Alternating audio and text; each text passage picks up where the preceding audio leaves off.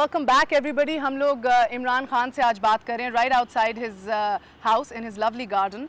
So let's continue. अब अगर हम लोग बात करें समाजी खिदमत के हवाले से और let's say your philanthropic endeavours, अगर हम शौकत खानम से शुरू हैं जो लाहौर में, और अब आप एक प्लान कर रहे हैं कराची में आई बिलीव, या तो हम आ जाएं एक सब्सिडाइज रोटी स्कीम जो है आपकी, या तो हम आ जाएं टेक्निकल कॉलेज जो आप खोल रहे हैं मियाँ वाली में, नमल कॉलेज आई बिलीव, राइट? खोल नहीं रहे, खुल गया है। Well congratulations. Well regarding all those things, मेरा एक सवाल उठता है, एक्चुअली कॉम का भी एक सवाल उठता है, काफ़ी देर से उठ रहा है कि देखिए जो ट्रांजिशन होती है ना from an athlete to a humanitarian और अ सोशल वर्कर, ये तो समझना आसान है, मगर एक एथलीट का और ह्यूमैनिटेरियन का एक सियासतदान बनना, ये ज़रा सा आपको मुझे समझाना पड़ेगा। What was the driving force? ऐसी कौन सी चीज़ें थी जिन्हें आपको इंस्पायर किया, मोटिवेट किया और सियासत के मैदान में ड्रैग करके आ खड़े हुए आप? देखिए, जो इंसान है वो सियासतदान है, जानवर सियासतदान नहीं है।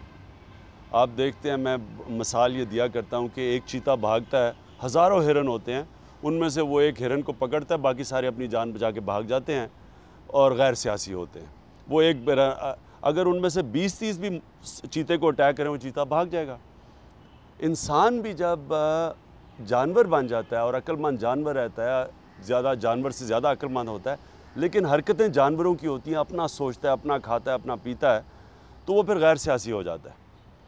एरिस्टोटल ने 2500 साल पहले कहा था कि अगर माशरे में जुल्म और नाइंसाफ़ी हो तो हर शहरी सियासत में हिस्सा लेगा सिवाय 2 तबकों के, जो मटीरियलिस्ट और ख़ुद गर्ज हो, अपना सोचे जिस तरह जानवर अपना सोचता है, और जो बुज़दिल हो कि जो खौफ खाए कि वो जी फ़लाना इतना बड़ा वो अल्ताफ़ हुसैन है, वो फ़लाना है, वो मरवा देगा, ये कर देगा। I love the dropping of names by the way, brilliant।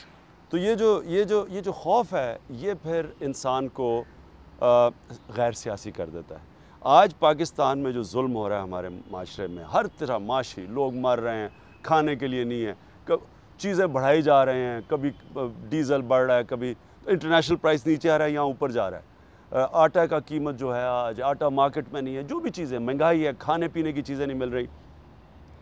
लोग चुप करके तमाशा देख रहे हैं कि जो हमारे जो हुक्मरान हैं, लोगों के, गरीबों के पैसे से ऐसे रह रहे हैं जैसे पाकिस्तान में तेल की नहरें बह रही हैं। मुग़ल आज़म बने हुए हैं, प्राइवेट प्लेन्स में फिर रहे हैं, बाहर बड़े बड़े होटल्स में पूरी स्वीटें बुक करवाई हुई हैं। लोग जब खौफज़दा हों या अपना सोचें तो हुक्मरान फिर वो उस मुल्क के ऊपर इस तरह की हरकतें करते हैं। यानी कि कहना कि आप खुद गर्ज नहीं हैं, समझ आ गई। यानी कि कहना कि आप उस ऊंचे एलिटिस्ट तबके से नहीं हैं जो अपने आप को रिमूव कर देता है, ये भी समझ आ गई। मगर मुझे एक बात बताएं, इंग्लैंड के एक पार्टी बॉय, पाकिस्तान और दुनिया का एक नामवर क्रिकेटर, मुझे अभी भी समझ नहीं आ रही वो इंस्पिरेशनल चीज़ थी क्या जो सियासत के अंदर आपको आके ले बैठी? What inspired you? इंस्पिरेशन नहीं थी कोई, ये था कि मैंने रियलाइज़ किया कि मैं इस माशरे में जिसमें रह रहा हूँ, वहाँ हर सतह पे जुल्म है। इसलिए जुल्म का तोड़ होता है इंसाफ, इसलिए हमने तहरीक इंसाफ बनाई। अदालती इंसाफ से माशी इंसाफ था, यानी सोशो इकोनॉमिक जस्टिस, सिर्फ जुडिशल जस्टिस नहीं, सोशो इकोनॉमिक। और मैं क्योंकि इंग्लैंड में इतना टाइम गुजारा हुआ था, तो हमने रियलाइज़ किया कि जो हमारे मुल्क का सबसे बड़ा मसला वो ये है कि इस मुल्क के अंदर जो पावर में आता है वो पावर का गलत इस्तेमाल करता है, अपनी ज़ात के लिए पावर को इस्तेमाल करता है। इसका तोड़ ये है कि आपकी अदलिया आज़ाद हो। पाकिस्तान में कभी अदलिया आज़ाद नहीं होने दी, जो भी आया, चाहे डिक्टेटर आया, चाहे पॉलिटिशियंस आए। अब आप देख लें कि जमहूरियत आई है, लेकिन उन्होंने सबसे पहली चीज़ किया कि अपने ग़ुलाम जजेस बनाए हैं। आज़ाद अदलिया नहीं आने दे रहे, इसलिए नहीं आने दे रहे कि जब आज़ाद अदलिया हो तो आप पावर का गलत इस्तेमाल नहीं कर सकते, आप चोरी नहीं कर सकते, डाका नहीं मार सकते, करप्शन नहीं, अपने सियासी मुखालफिन के ख़िलाफ़ इंतकामी कार्रवाई नहीं कर सकते। तो मैंने जब पॉलिटिक्स इसलिए ज्वाइन की, मैंने सोचा कि हम एक मूवमेंट चलाएं इस मुल्क के अंदर इंसाफ की, जिसकी बेसिस हो आज़ाद अदालतें। अब आपका 12 साल से ये जुडिशल एक एक्टिविज्म रहा है, you are fighting for the independence of the judiciary. However आज जब हम लोग देखते हैं लॉयर्स मूवमेंट के अंदर, लॉयर्स अपने अंदर इस पॉइंट पे आके दे फॉलोइंग वीक, दे फॉलोइंग अपार्ट। साथ आपने कल अटॉर्नी जनरल की स्टेटमेंट भी सुनी होगी, इस हवाले से what do you have to say right now? देखिए, मूवमेंट के अंदर ऊंच नीच आती है। इसमें क्लियरली जो मूवमेंट चली थी चीफ जस्टिस के लिए, इसको सैबोटाज किया गया, जिसमें पीपल्स पार्टी की क़यादत का बहुत बड़ा हाथ है। इनके वर्कर्स ने तो हमारे साथ शिरकत की तहरीक में आज़ाद अदलिया की, इनके जो लीडर्स हैं वो जाहिर है कि आज़ाद अदालतें अफोर्ड नहीं कर सकते। आसिफ जरदारी जो NRO के प्रेसिडेंट बने हैं, NRO के ज़रिए, जिसमें उनके सारे केसेस माफ़ हो गए, कत्ल के भी केसेस सारे, क्लियरली ये इस मुल्क में आज़ाद अदालतें नहीं देखना चाहते, इसलिए कभी चीफ़ जस्टिस को आने नहीं देंगे। हुआ क्या है कि इन्होंने अपनी पार्टी के ज़रिए, अपनी पार्टी के वकीलों के ज़रिए, इन्होंने वकीलों की मूवमेंट के अंदर इंतशार डाल दिया और इन्होंने कई जजेस तोड़ के अपने साथ मिला लिए। अब ये थोड़ा एक सेटबैक आई है, लेकिन मैं ये समझता हूँ कि ये मूवमेंट को कोई रोक नहीं सकता। ये मूवमेंट फिर चलेगी। ज़रूरी नहीं कि पहले वकला ने लीडरशिप दी है, हो सकता है जॉइंट लीडरशिप हो जाए और भी लोग मिल जाएं, लेकिन ये मूवमेंट जब तक चीफ जस्टिस इफ्तिखार खड़े हैं, ये मूवमेंट नहीं रुकेगी। तहरीक पाकिस्तान का मैंडेट क्या है? What is your political agenda and what are the lines you are working on and how has that evolved over time? हमारा एजेंडा पहले दिन से वही है। बेसिकली ये था कि पाकिस्तान में कानून की बालादस्ती हो। वो कानून की बालादस्ती तब होगी जब अदलिया आज़ाद हो। जब कानून की बालादस्ती होती है तो ये जो लोग माइट इज़ राइट वाले लोग हैं, यानी कि ये जो आके पावर में आके मुल्क को लूटते हैं, गलत काम करते हैं, सारी जो जनरल मुशर्रफ ने किया है, यानी कि अपने फ़ौज से अपने लोग मरवाए, अपने शहरी मरे, कोई पूछने वाला नहीं अपने शहरियों को। इस मुल्क के अंदर करप्शन के सारे रिकॉर्ड टूट गए। गवर्नमेंट ऐसे पैसा खर्च कर रही है अवाम का जैसे कि तेल निकल रहा है पाकिस्तान में। तो ये तब हो सकता है जब जिस मुल्क की अदालतें ग़ुलाम हो जो हुकूमत में हो। मैं तो नंबर 1 चीज़ है कि रूल ऑफ लॉ, आज़ाद अदालतें जो आइन के मुताबिक, कानून के मुताबिक फ़ैसले करें, एक गवर्नमेंट का हिस्सा ना बने।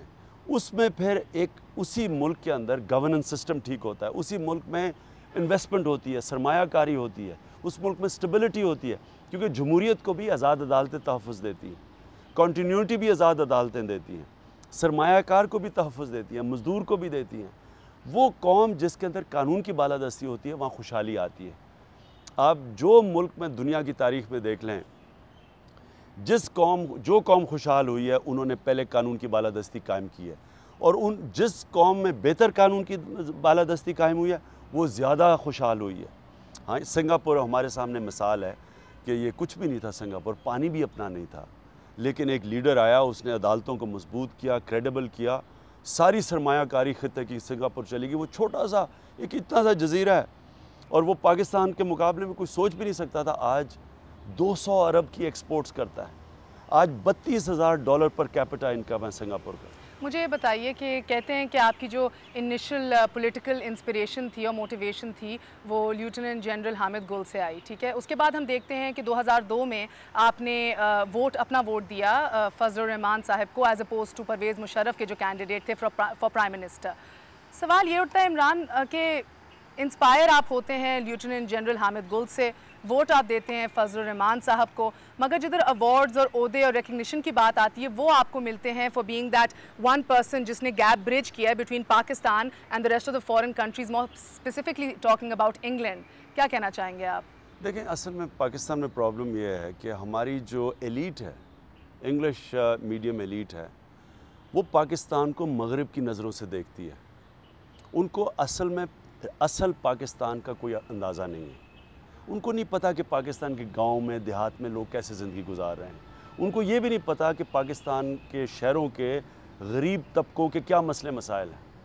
वो जो मगरिब से उनको एक लाइन आती है, वो तोतों की तरह सारी फॉलो कर लेते हैं। यानी कि मगरिब मुसलमान मुल्कों को देखता है फंडामेंटलिज्म में और लिबरल्स में। मुझे माफ़ कीजिएगा, प्लीज़ कंटिन्यू योर आंसर, मगर मैं आपसे इसलिए ये मैंने पूछा कि हम लेफ्टिनेंट जनरल हामिद गुल की बात की, so then he was a man जिनके बारे में ये सबको पता था और कहा जाता है he is very popular for fuelling the rise of the Taliban in Afghanistan and having anti American view points. और फिर फजलुर रहमान साहब का जो मैंने आपको एग्जाम्पल्स ये स्पेसिफिकली ये दो इसलिए दिए हैं कि बिकॉज फजलुर रहमान साहब is also known to be a pro Taliban cleric who has actually asked for a holy war against America.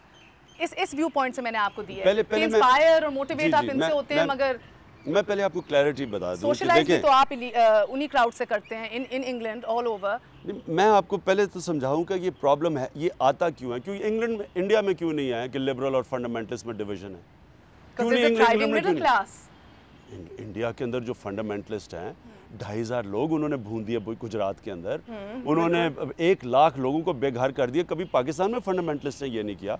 अभी उड़ीसा के अंदर उन्होंने 100 गिरजे जला दिए हैं, उन्होंने 15-20 ईसाई मार दिए हैं। मैं आपको सिर्फ बताना ही चाहता हूँ कि वहाँ क्यों नहीं डिवाइड किया हुआ कि जी आप या इधर हैं या उधर हैं। ये हमें, क्योंकि हमें जिस तरह हमारे माशरों को ट्रीट किया जाए, अल्जीरिया में जो किया है कि अपनी फ़ौज को और अपने लोगों को लड़ा दिया, जो फंडामेंटलिस्ट और लिबरल्स की लड़ाई हो रही है, ये बिल्कुल गलत डिवाइड है। पाकिस्तान में जो डिवाइड है वो स्टेटस को और एंटी स्टेटस को की है।